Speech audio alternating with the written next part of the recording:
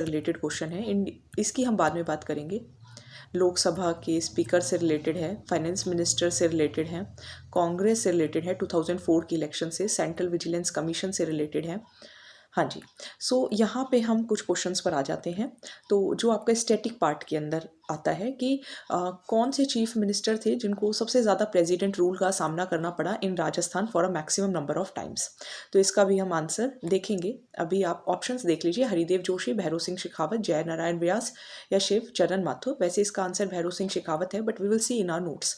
नवंबर 2024, तो ये आपका करंट जीके का क्वेश्चन हो गया। This is your current GK question, जो कि आपको स्टैटिक के अंदर नहीं मिलेगा। You have to follow the current affairs. Rajasthan legislative assembly के बारे में बात करें तो ये भी आपका करंट अफेयर से ना होकर स्टैटिक जीके का क्वेश्चन है कि सबऑर्डिनेट लेजिस्लेशन के बारे में क्या चीज़ गलत है। तो इसका भी हम देखेंगे।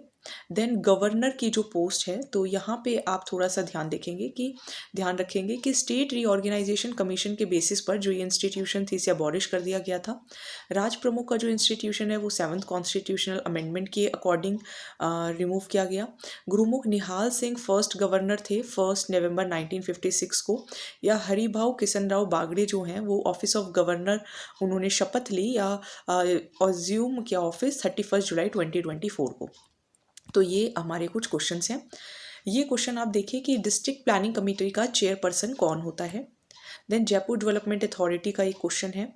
देन कौन से ग्रुप ऑफ प्रिंसली स्टेट्स हैं जिनके पास लेजिस्लेशंस थी पंचायत की prior to independence.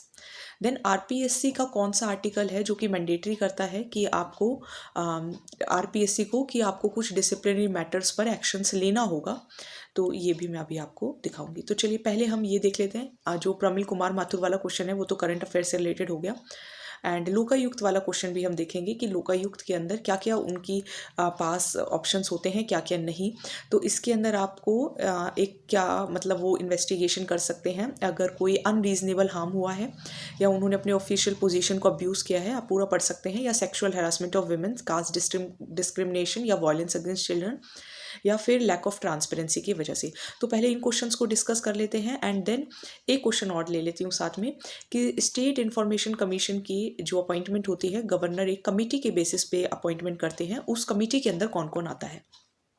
So now let's open those pages and let's see कि हमारे कितने क्वेश्चंस उन नोट से हो सकते थे। सो ये हमारे नोट्स थे जो कि मैंने काफ़ी टाइम से वीडियोस अपलोड भी की थी। तो आइए इसके अंदर देखते हैं।